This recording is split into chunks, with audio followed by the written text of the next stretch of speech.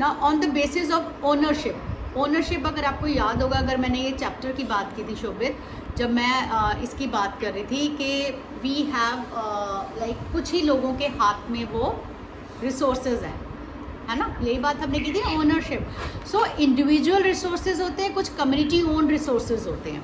इसमें क्या होते हैं, कुछ इंडिविजुअल रिसोर्सेज होते हैं। Individual resources are those resources which are owned privately by individuals, like many farmers own land, जैसे फार्मर के कुछ ज़मीन है वो उनकी खुद की है, which is allotted to them by government against the payment of revenue.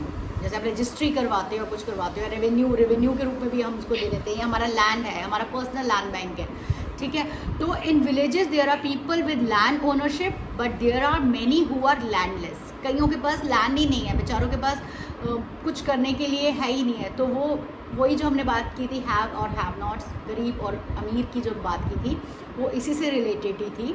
So urban people own what, like मैं रजिस्ट्री की जब मैं बात कर रही थी तो मैं, क्योंकि I am from urban area, शहरों के हैं, तो हम प्लॉट्स की बात करते हैं, हाउसेस की बात करते हैं, प्रॉपर्टी की बात करते हैं, जो रजिस्ट्री वाली बात मैंने की, ठीक है। सो ये मेरा खुद का है, इंडिविजुअल की मैं बात करती हूँ, है ना। Like your hotel in Ooty, that is your papa's और दादूज ओन, ठीक है ना।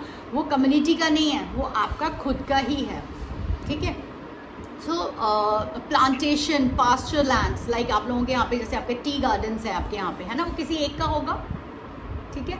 तो ownership on the basis of individual, ये इंडिविजुअल किसी एक का होगा तो उनको हम क्या बोलेंगे, इंडिविजुअल रिसोर्सेज, ठीक है।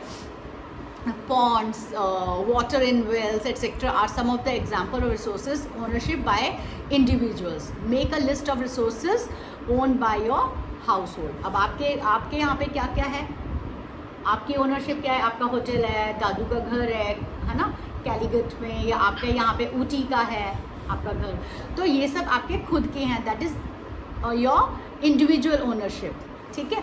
और अगर मैं कम्युनिटी ओन रिसोर्सेज की बात करती हूँ, कम्युनिटी मतलब जब हम समाज की बात करते हैं, ठीक है, these are the resources which are accessible to all members of the community, जो सबके लिए ही है।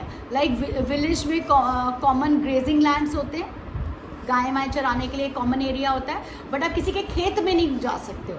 अगर कोई कैटल चला गया तो वो आपका इंडिविजुअल एरिया है, ठीक है, वो इंडिविजुअल ओनरशिप का था। बट अगर कम्युनिटी वाला है तो वो क्या है आपका, ग्रेजिंग ग्राउंड, बरियल ग्राउंड, जहाँ पे हम बरी करते हैं, शमशान घाट जिसे हम बोलते हैं, एंड विलेज पॉन्ड, जो विलेज का पॉन्ड है वो आपका क्या है, कम्युनिटी ओन रिसोर्सेज हैं।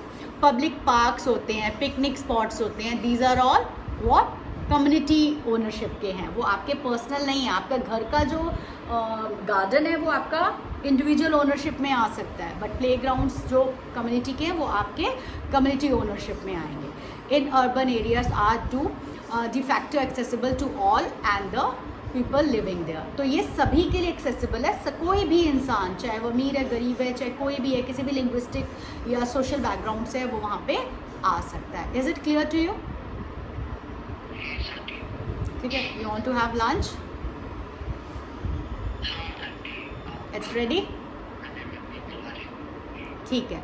तो अभी हम जो दूसरे जो हमने करने हैं, वैसे तो हम लोगों का स्पर्श शोभित, बस हमारा एक ही 2 टॉपिक रह गए हैं, वो वी कैन डू इट, है ना।